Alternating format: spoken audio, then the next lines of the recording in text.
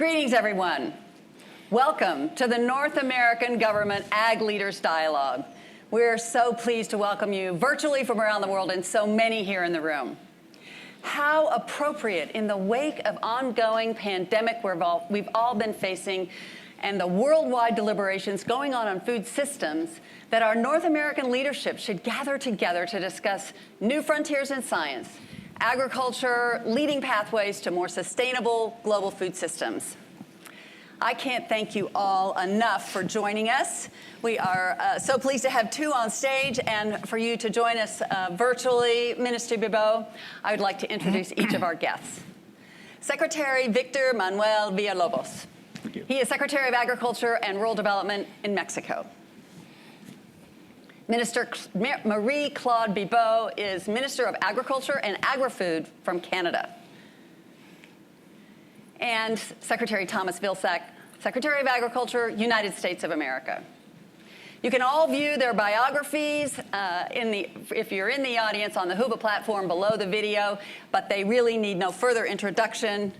Let me turn right away to framing remarks, and they're each going to offer a few comments for everyone, and then we'll proceed into some discussion.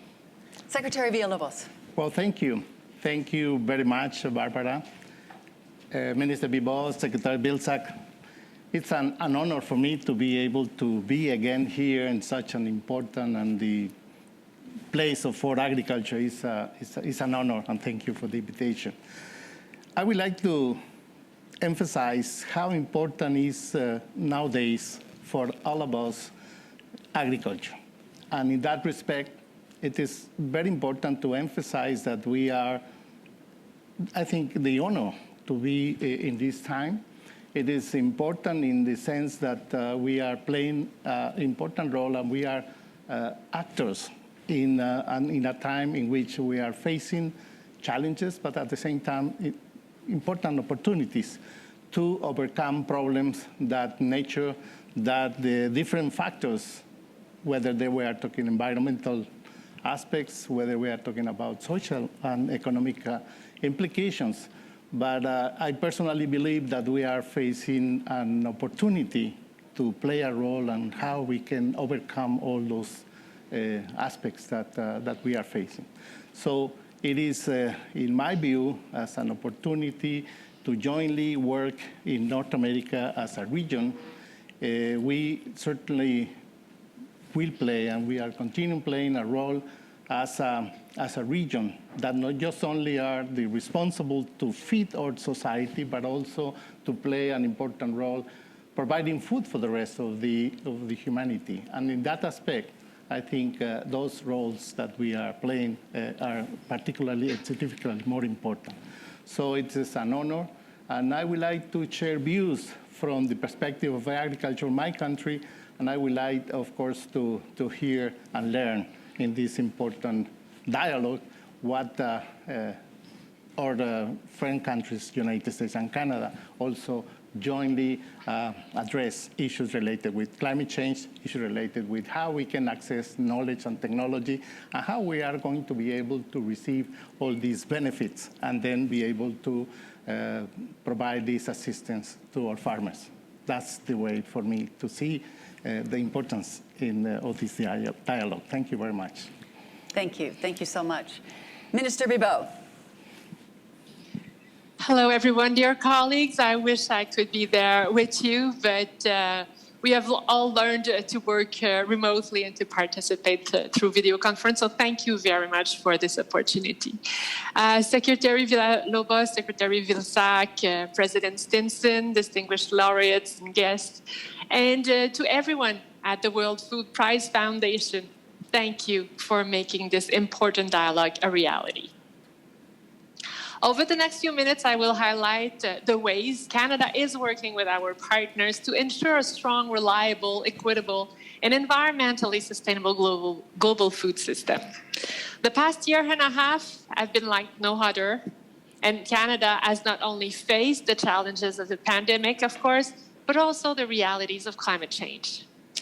The extreme heat, drought, and wildfires in Western and Central Canada this summer have been very hard on our farmers.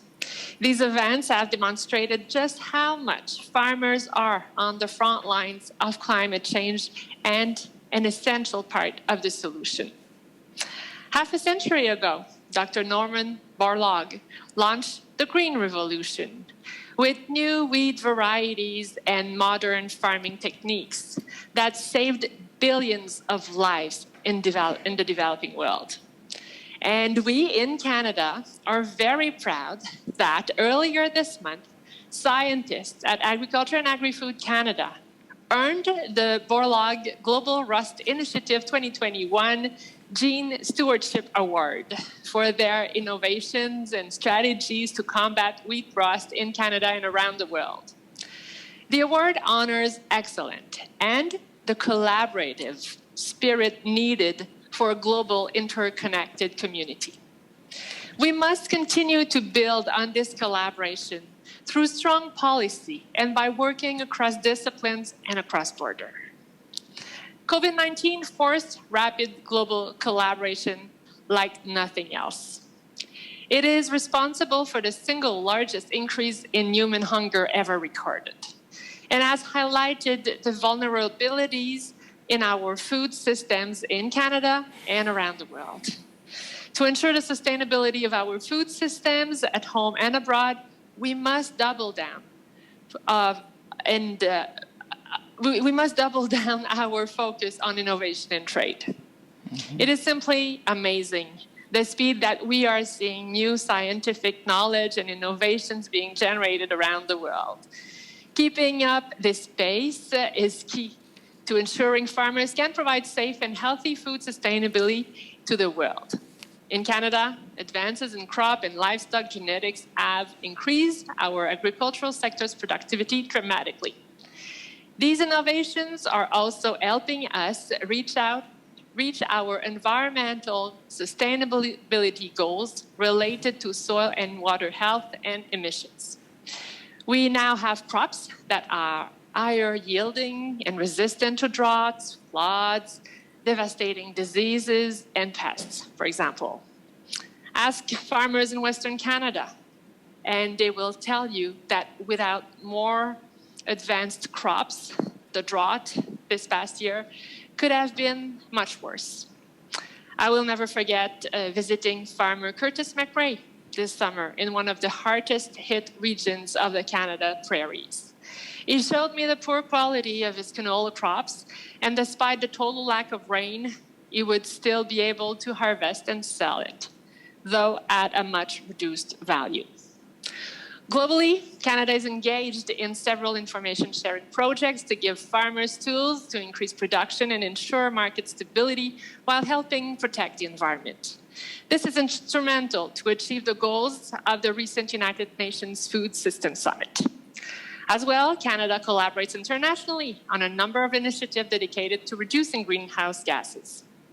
Beside innovation, one of the best ways to reduce global food insecurity is trade. The Canada-US-Mexico agreement is a model to the world in promoting trade that is predictable, focused on science, and open to innovation. Together, we are fostering an even more competitive, prosperous, and integrated food industry across the continent. Trade is not a zero-sum game. The integration of our supply chains benefits us all. One of the great successes coming out of the COVID-19 experience was how we were able to maintain such strong supply chains during the border restrictions. Finally, in Canada, we're strengthening food security through our first ever food policy.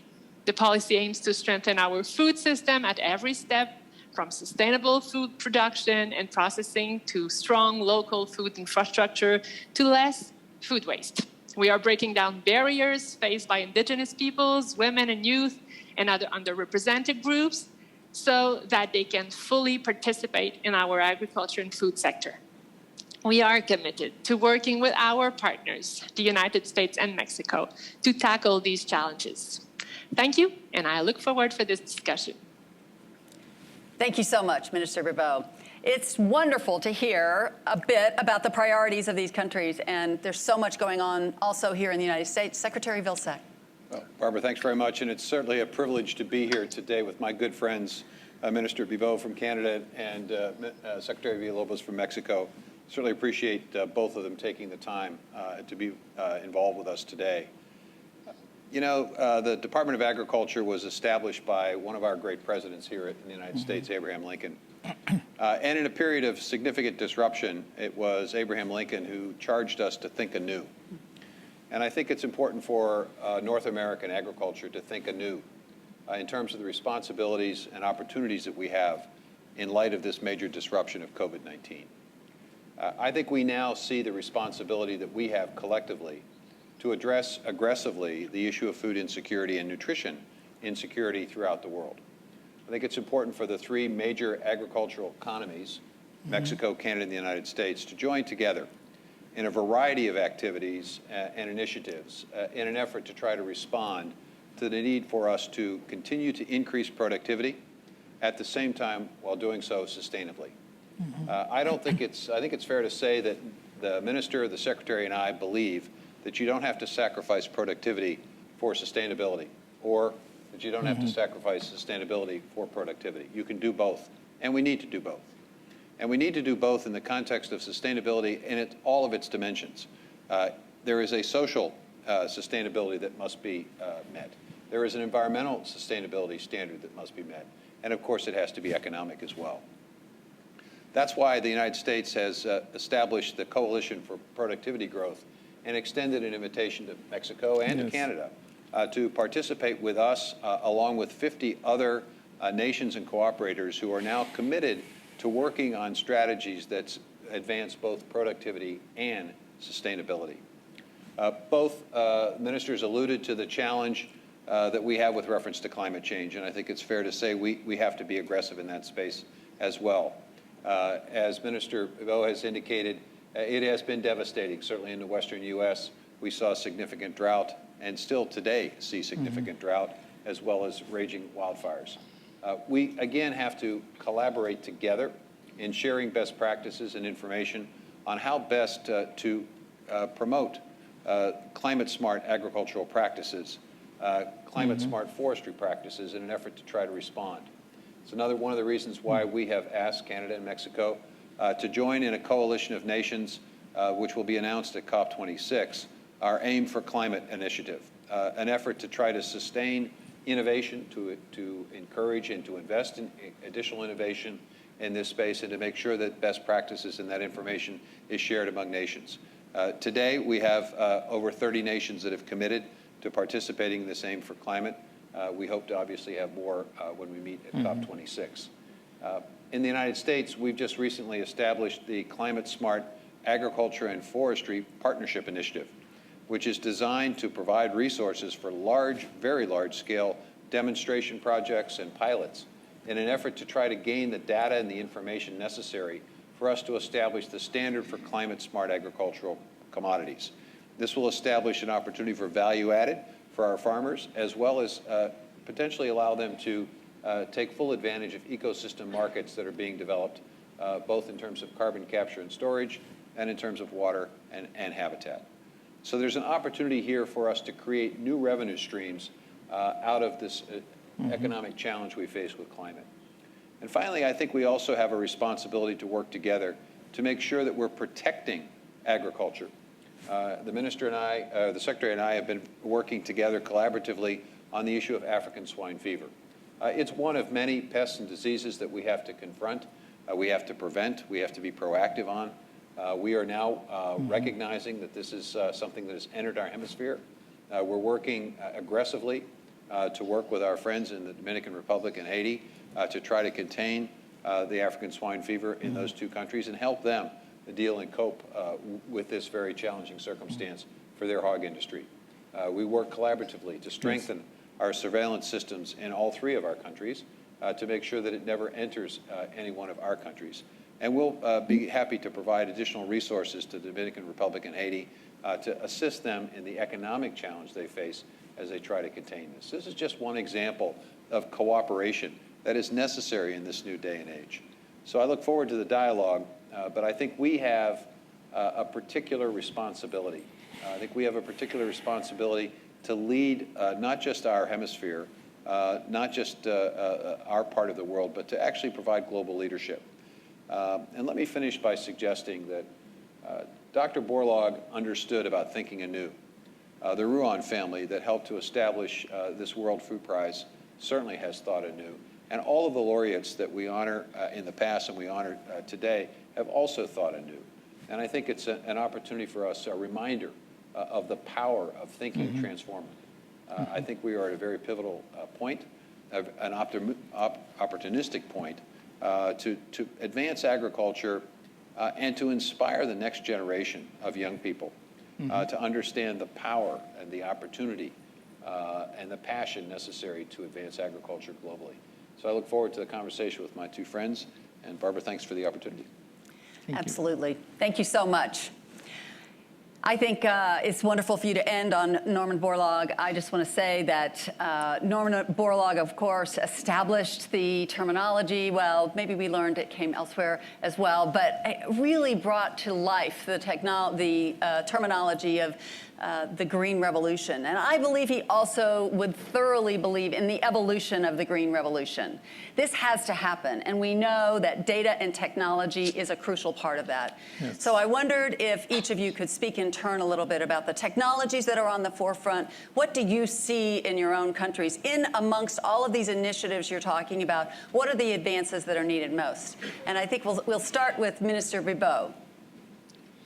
Thank you. Oh, you're so right. And actually, I would say that agriculture for years, for decades, I mean, through the history, science and technology was there at the level it was at that time. But just for example, in Canada in the last 20 years or so, we have doubled the value of the production, doubled the exports of agriculture product, while maintaining the level of emission at the same level. So I think it is important to be recognized that our farmers are, they care and they want to do always better. But now facing this climate change crisis, we have to do even more. So it's important that we continue to invest significantly in research and innovation, and that we keep supporting our farmers in different ways for them to always, just have the knowledge around the new practices, also have access to new technologies, create markets for these new technologies to be more affordable. So this is something that we are investing in Canada. So once again, in research and innovation within our governmental research center, but also through different partnership with the industry. And we are investing, for example, a lot in genetics, plants and livestock genetics. This is an important stream. Precision farming agriculture is important, improving farm practices in different ways.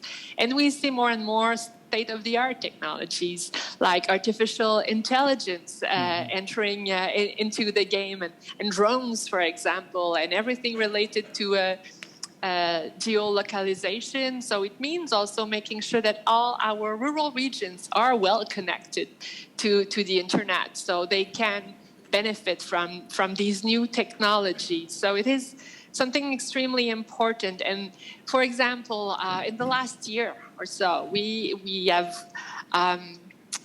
put in place for $500 million programs to support our farmers as have access to these new technologies, and the way that we evaluate or we prioritize projects is now very much related to the reduction of emissions. For example, we are looking carefully into new technologies for grain dryer or for barn heating. So these are just very concrete examples in which we want to allow our farmers to get these better technologies and to create a market for the businesses to pursue their innovation and to make it accessible to our farmers. Thank you, Secretary or Minister Bibeau. But Secretary Villalobos. Yes. More on this. Of course, thank you. Well, Mexico, as many other countries or the rest of the countries of the world, suffered last year of the pandemic, and our economy dropped down 8.7%. However, agriculture was the only sector that was a positive response, and we grew 2%. And this is a tribute to our farmers. It's a tribute to men and women that didn't surrender by the situation last year. So we were able to not just only to feed our society, but also to comply with the exportation of our crops to the different countries. So it is very important to mention that due to that specific reaction of our farmers, we were able to overcome this critical situation. There were no problems related with food availability for all our society, and that's thanks to the farmers. Why we were able to accomplish this was because of the traditional ways that our farmers deal and produce their food.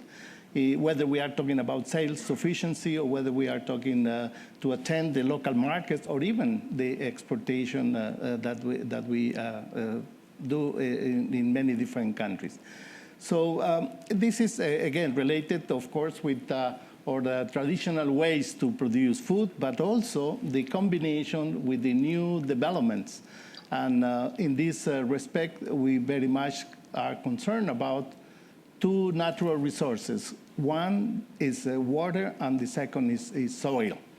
And in that respect, the practices that we are now implementing for the better use and management of soils, it's something that it's impacting, and certainly it's providing a solution to many different regions of the country. Mexico is a very diversified in terms of agroclimatic conditions, and that is the benefit that we have because nature provides us with all these different conditions, and we are able to raise, to produce many different products all the year around. But we are very much concerned about how we really take care of these natural resources. As many other countries, water is a resource that is diminished, and we as a country suffer very much, and we depend in about 60 to 70% of the rainy season in order to raise our different crops. And this is something that is uncertain as we see, and we certainly experiment the problems of the reduction of the availability of water. So we certainly need to implement and to define new ways to make a better use of water. How are we going to be more efficient in transform these resources in food? It is something that requires the participation and the implementation of new tools. And in that respect, we feel very pleased with the role that our national institutes of research, the universities, and also CIMIT play an important role in a program that is called Masagro.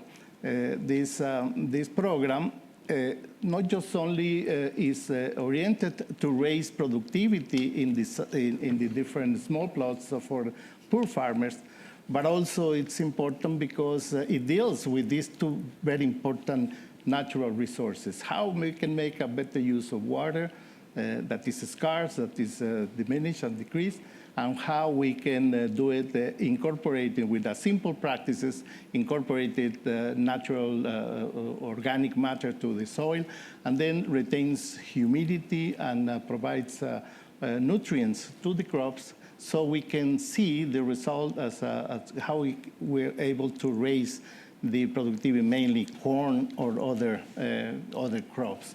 So here, what I would like to say, facing the challenge of climate change and the impact that we are now see in our agriculture different conditions, the combination and the complementation of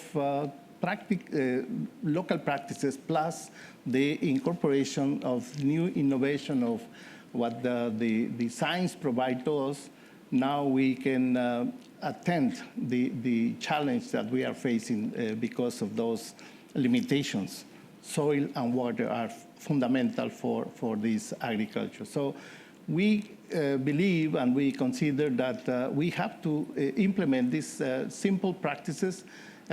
We should apply different mechanisms through which we can make a better use of these resources, because we see already the results in the increased productivity and provide food to our people without expansion and without increasing the agriculture land. We have to produce more in the same land with less water, and certainly with soils, if we don't manage them properly, with reduced nutrients in the soil. So.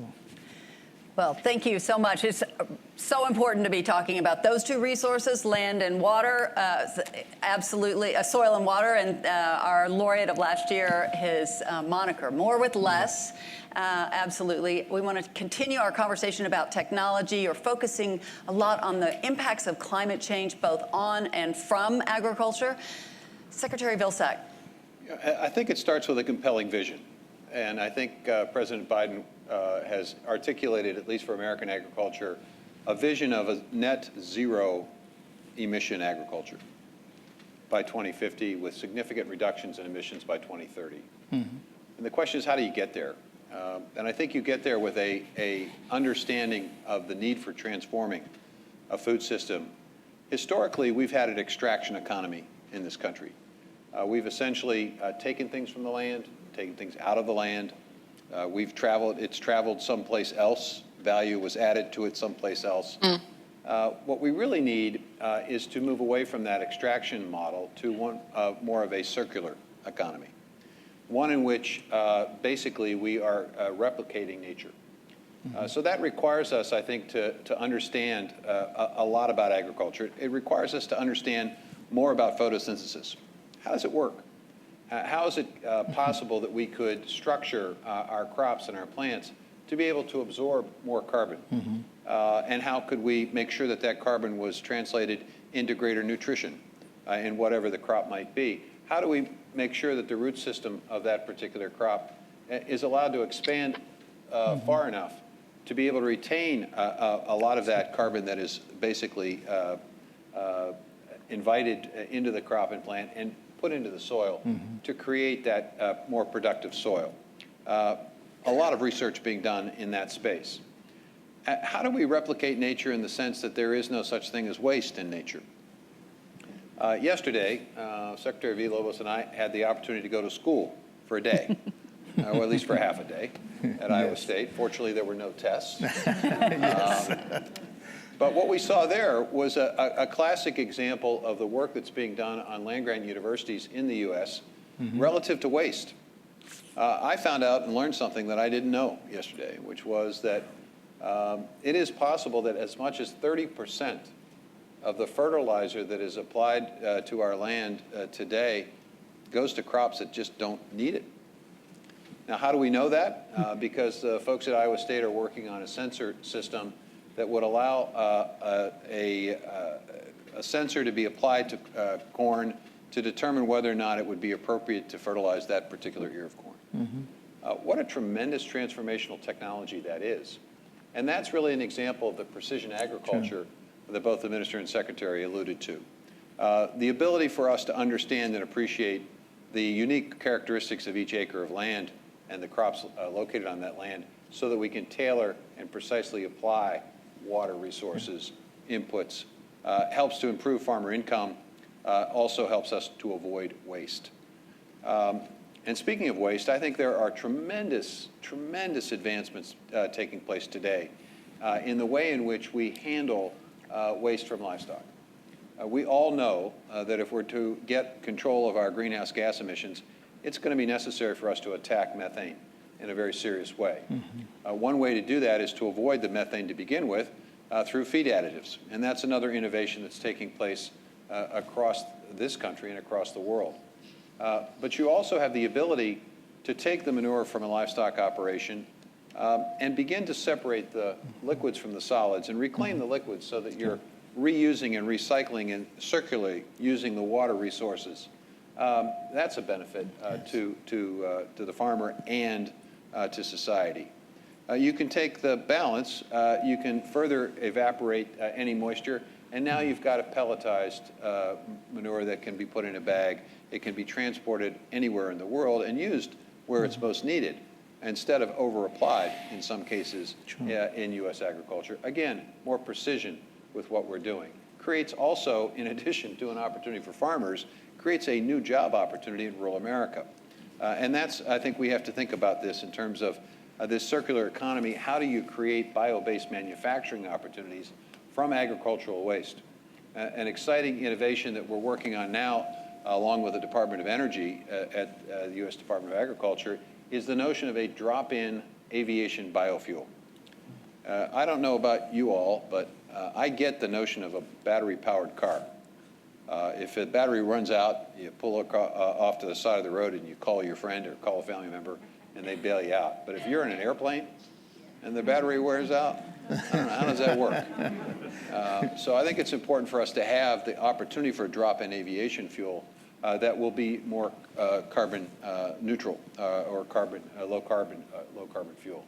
So there are amazing opportunities here, and this is the point of all of this. When you talk about innovation, you obviously talk about the necessity of research. You talk about the need for research labs, as we have at USDA, the incredible land-grant university system that we have. But you also have to talk about the opportunity side.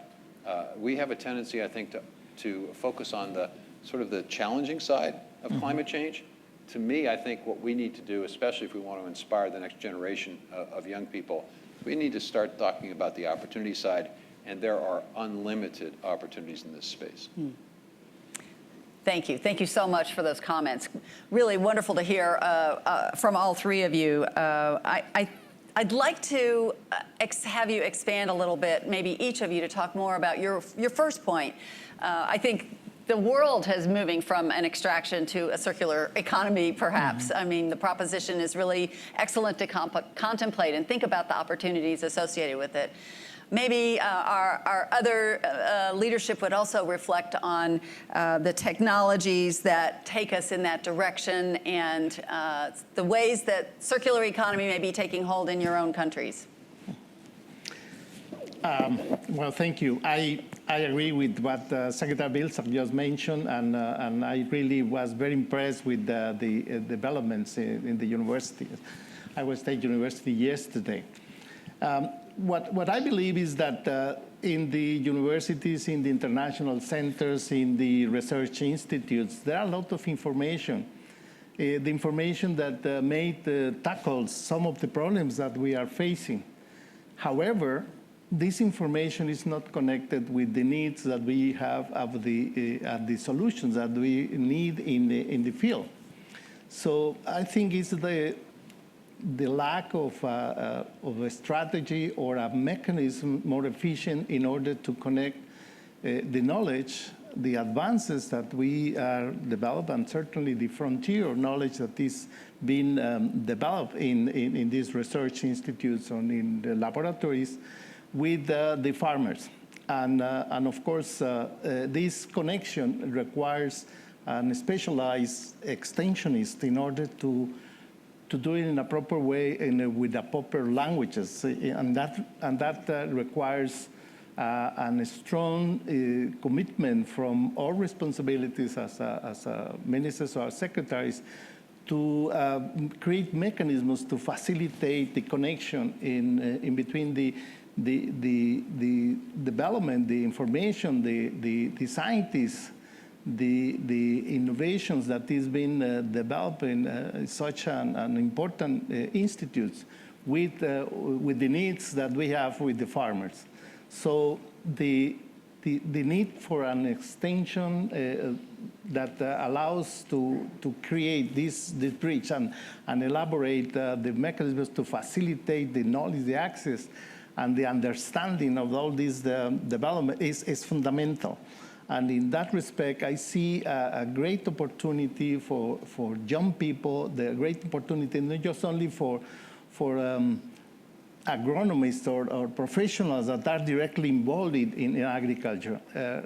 Yesterday, we were talking with the Secretary Vilsack, because my view is that there is an open opportunity for other specialists and other kind of professionals that we need in agriculture to face the challenge that now we have in front, and that requires another thinking, a new new opportunities for new professionals or professionals that are originally not associated with agriculture. So in that respect, I think this is a great opportunity for them, but this is certainly a tremendous need that we have in order to understand and overcome the challenge in agriculture. And in that respect, there is no possibility that a single country can do it. And that's why what we do in North America as a good model, as Minister Bibot mentioned, it's so important. So we can really help us each other, but at the same time we can really serve as a good example how we are going to be able with this important responsibility that we have to provide food for the increasing population. So to me, that's an important aspect we have to keep in mind. Yes, thank you. And it's really the premise of this entire discussion, the kind of cooperation that's needed in North America, leading around the world, as other countries will do as well, and fostering what is new professionals to advance all of these agricultural challenges, turn them into opportunities. Minister Bibot, further thoughts on either circular economy? We've been talking about climate smart agricultural technologies already. What else would you like to offer?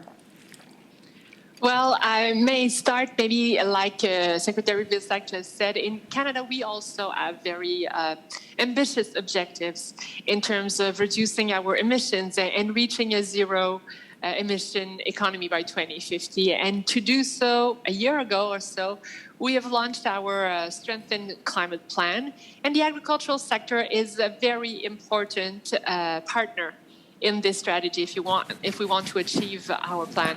And I think one essential way to do it is to make sure that we get as many people, farmers, in our cases, on board. It's important to make sure, as I said a bit earlier, but to make sure that we share the information and they have access to information and technologies. For example, recently, we launched the On-Farm Climate Action Fund. So the idea behind that is to incentivize farmers to adopt, maybe more rapidly, some best practices in agriculture, because we know that these new practices, new technologies are also associated to some risks. It may take a few years to get organized and to make it work properly and to achieve our objectives. So there are risks associated to changing our way of doing things. Minister, just say it again. The name of the initiative is? On-Farm Climate Action Plan. Okay, thank you. So just to give you a few examples. So it's to incentivize farmers to adopt better practices such as cover cropping, a better management of nutrients like the 4R, best ways of using pesticides or fertilizers, I should say, with the best way of using it, so reducing the emissions that comes with it. Rotational grazing is another practice that we are encouraging. We are also very proud of our Living Labs initiatives. So the idea is to bring our scientists in the field, working with our farmers on very concrete challenges. And this way of doing things bring farmers in the area to follow this work and because in big countries like our 3 countries, the climate could be very different. The type of soil is different. So it's important to also make research and adapt our practices to the reality, or to the, what is appropriate in one region and might not be appropriate in another region. And around that, I would also add the fact that if we want to be good steward of the land, it's also taking into consideration where we are, the natural characteristic of our land, for example. In Canada, we have 40 million hectares of arable land that could be used as a major carbon sink. We also have, in the prairies, these grasslands that offer appropriate, the quality of, well, these grasslands, allow us, for example, to raise cattle in a sustainable way. So it's important also to take into consideration what we are starting with, and to take benefit of it in the more sustainable way.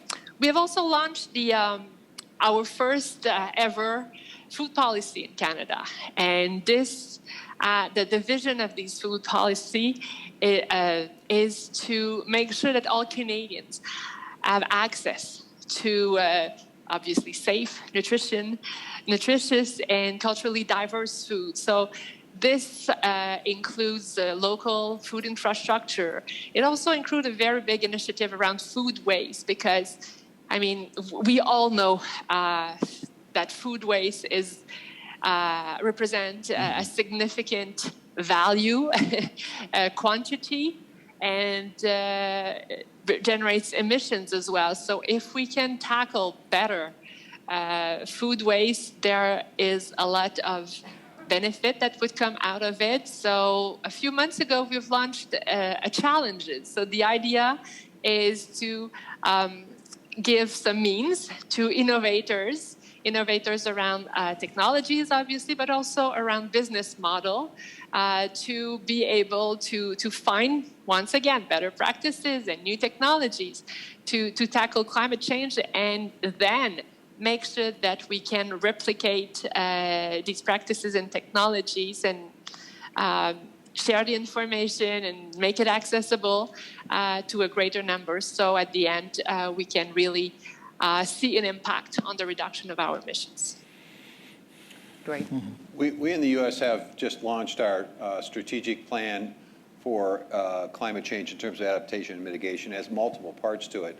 Part of it was, I think, launched by the President when he initiated the America the Beautiful initiative, which is designed to conserve 30% of our land and our water. We began that process by expanding our conservation reserve program, which basically idles land for a period of time, allowing it to store that carbon over a longer period of time, and focusing that plan on encouraging climate-smart management of land. Secondly, we've got a very aggressive effort on the part of our National Conservation Reserve Service, basically to take a look at the 45 various practices that we know are climate-smart, and targeting our conservation resources and focusing them on encouraging the adoption of those 45 climate-smart technologies. I mentioned the partnership initiative. You know, the reality is that as important as it is to help the individual farmer, and I certainly agree with you that we need extension and we need to get information to that farmer at the local level, it's also important to make sure that we are doing things at a landscape scale. And in order to do that, I think you need demonstration projects and pilots that are large enough and big enough, working collaboratively with farm organizations, commodity groups, land-grant universities, and others, to aggregate a number of producers so that they are all adopting. But all of this won't work unless we're able to measure and quantify the results of that activity. And I think there is a lot more information, a lot more research that we need to do to better measure, better quantify, better identify the benefits. I agree with the minister. I frankly think agriculture can be at the leading edge of climate climate change and reduction of greenhouse gas. I think we can have early wins in this process if we know how to adequately measure and quantify. So there needs to be research done in that space. And then there's the notion of being able to provide tools to farmers so that they can easily understand the specific actions that they're taking on their specific farm, how it actually impacts and affects. And so creating opportunities for more tools. We have a thing we call Comet Farm, which is basically a tool that measures carbon sequestration. We need to refine that tool. There are a variety of other tools that are important. I mentioned renewable energy and fuel. That's obviously a component as well. And international cooperation, making sure that as we learn, we share. And so I think there's a tremendous opportunity here for North America to lead the world. And frankly, you know, there are other ways, other philosophies that are at play here. Our friends in Europe have their Farm to Fork initiative, and that has a slightly different approach. Ours is primarily incentive-based. Theirs a bit more focused on regulation. The key here is for us to understand that we share the same vision, the same end point, but there may be multiple ways to get to that end point, and that we need to be able to respect each other's way of getting to that end point as long as we are all moving to the same place, which is a net zero agriculture in the future. And it's very compelling to have this vision set forth and think about how do you move towards a zero waste in all the various dimensions that you're measuring it by 2050. But really, as the discussion's proceeding, you're taking us into this conversation about practices and tools. Anything further either of you want to say about practices and tools being implemented in your own country you want to say more about before we do closing comments? Sure. Let me just briefly share the experience of Guerrero, which is one of the poorest states in my country, where they're usually very poor people raise corn, and the level of production and the capacity for them to be able to be self-sufficient is very limited. So this state always need to buy corn from other states. However, since 3 years ago, we implement a pilot program in this state with a very poor people. We analyze soils, and then we provide directly a fertilizer, nitrogen fertilizer for their corn plots. And after two seasons, after 2 years, now this state produce not just only the corn that they need. We are talking about more than 500,000 very small farmers. This harvest that's happened early this year, they were able to sell corn to other states. So that's the result of a combination of the very poor conditions, soil, very poor soil, but with a very simple technique like the soil analysis and the proper amount of fertilizer, as you mentioned, as we heard yesterday, they were able to raise productivity almost double. And this is a good example that allowed these people to overcome their problem. And now we are able to export this program to other states. The interesting thing is that 52% of the farmers are women. They have a very small plot, 2 hectares or less, and they are so happy, so pleased with the results that now they not just only fulfill their requirements for the family, but also they are attending the markets, local markets, with this beautiful corn, the land races that they grow for many, many, many generations. So this is perhaps a good example in which this social problem, we don't attend them, we don't provide specific help or technology that they are able to accept or incorporate. We cannot make this provide solutions. So the social component, the social aspect is absolutely necessary to take in consideration in order for them to adapt these new techniques. Yes, yes. Anything you'd like to add, Minister Bibeau, before we go to 1-minute closing comments from each of you?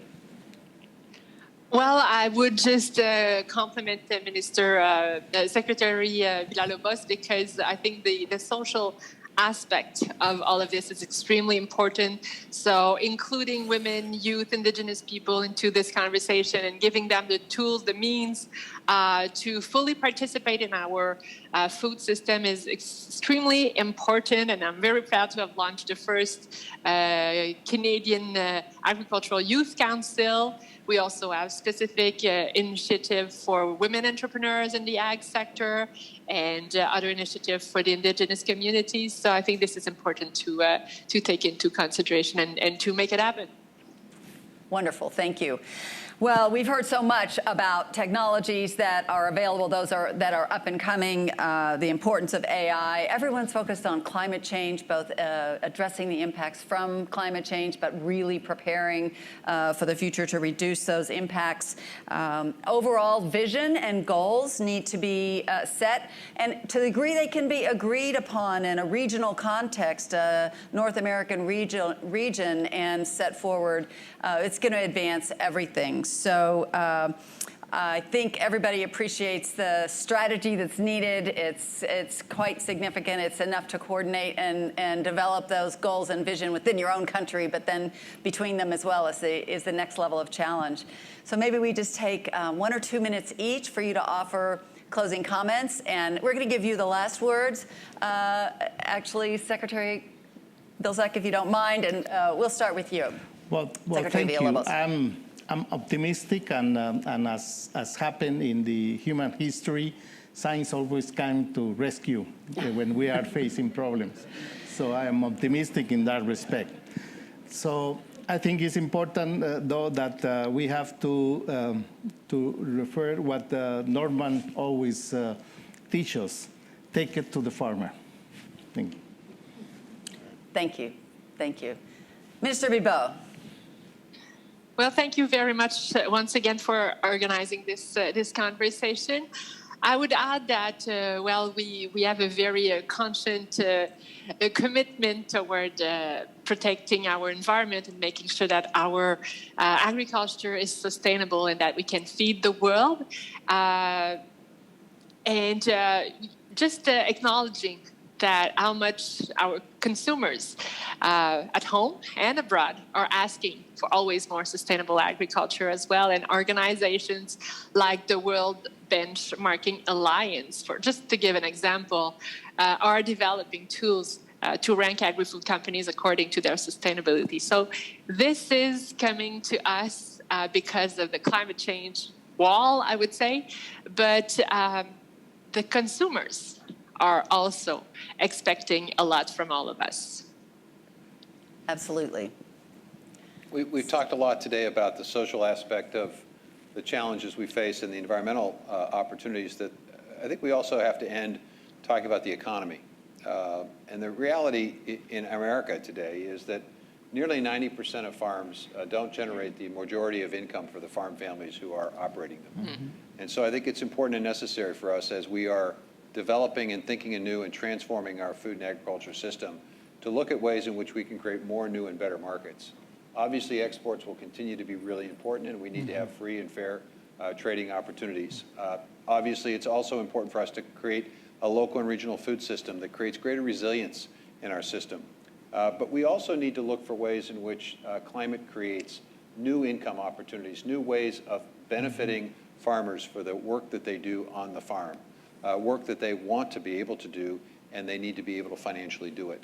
And that's why I think the climate opportunity is such an enormous transformational chance for us to really redesign and transform the economic structure of agriculture in addition to the environmental and social structure. So I think it's important and necessary for us to focus on all three. And I look forward to working with my colleagues here so that North America can advance both social, environmental, and economic sustainability in the future. And really appreciate the opportunity to be with them today, and want to thank the World Food Prize Foundation for this opportunity. Well, thank you. Thank you all so much for being here. Perhaps a round of applause.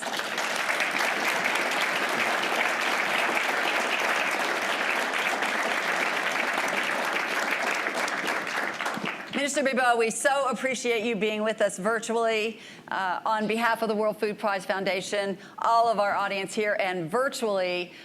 Can't say enough about how important it is. We at the World Food Prize have the luxury of not being the expert, but elevating the experts. And it's our absolute pleasure to bring you all these incredibly valuable thoughts and direction that we're heading. And we just look forward to the continuing dialogue. Be sure that you tune in for a very special side event this afternoon focused on North American. The North American Agricultural Advisory Network has a side event. And then we proceed into our Laureate Awards ceremony this evening. And look forward to all of you registering your thoughts and hashtag FoodPrize21. That's our Twitter handle this year, and it's amazing, all the comments coming through, the questions and the challenges. So thank you for everything you put forward today, and we look forward to seeing what comes further from North American cooperation. True. Thank you all. Thank you.